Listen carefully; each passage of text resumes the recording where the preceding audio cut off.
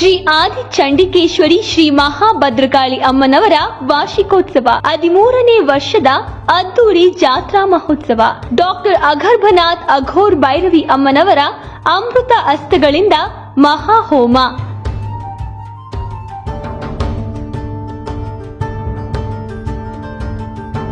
ಶ್ರೀ ಆದಿ ಚಂಡಿಕೇಶ್ವರಿ ಶ್ರೀ ಮಹಾಭದ್ರಕಾಳಿ ಅಮ್ಮನವರ ಈ ಪುಣ್ಯ ಕ್ಷೇತ್ರಕ್ಕೆ ತನ್ನದೇ ಆದ ಇತಿಹಾಸ ಇದೆ.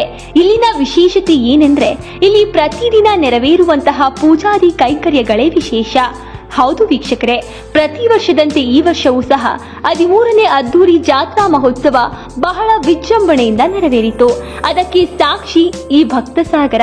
ಈ ಸ್ಥಳದ ವಿಶೇಷ ಅಂದರೆ ನಮ್ಮ ಕರ್ನಾಟಕದ ಪ್ರಪ್ರಥಮ ಮಹಿಳಾ ಅಘೋರಿಯಾದ ಡಾಕ್ಟರ್ ಅಗರ್ಭನಾಥ್ ಅಘೋರ್ ಭೈರವಿ ಅಮ್ಮನವರು ಈ ಕ್ಷೇತ್ರಕ್ಕೆ ಭೇಟಿ ನೀಡಿದ್ದರು. ಈ ಸುಸಂದರ್ಭದಲ್ಲಿ ಶ್ರೀ ಆದಿ ಚಂಡಿಕೇಶ್ವರಿ ಅಮ್ಮನವರಿಗೆ ಮಹಾರುದ್ರಾಭಿಷೇಕ, ಚಂಡಿಕಾ ಹೋಮ, ವಾಸ್ತುಬಲಿ, ದುರ್ಗಾ ಹೋಮ, ನಂದಿ ಕಾರ್ಯಕ್ರಮ, ನಾಮಾವಳಿ, ಉಯ್ಯಾಲೆ ಮತ್ತು ದೀಪೋತ್ಸವ ನಡೆಯಿತು.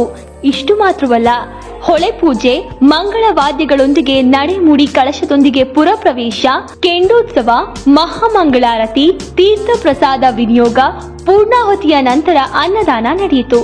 ಕರ್ನಾಟಕದ ಪ್ರಥಮ ಮಹಿಳಾ ಅಘೋರ್ ಅಗರ್ಭನಾಥ ಭೈರವಿ ಅಮ್ಮ ಆಶೀರ್ವಚನ ನೀಡಿದರು.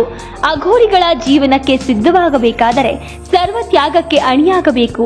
ಕುಟುಂಬ, ಸಾಮಾಜಿಕ ಜೀವನ, ಸ್ವಾರ್ಥಗಳನ್ನ ತೊರೆಯಬೇಕು. ಲೌಕಿಕ ಪ್ರಪಂಚದ ವಿಷಯಗಳಿಂದ ದೂರವಾಗಿ ಭೋಲೆನಾಥ್ ಶಿವನಿಗಾಗಿ ಜೀವನವನ್ನ ಅರ್ಪಿಸಬೇಕು.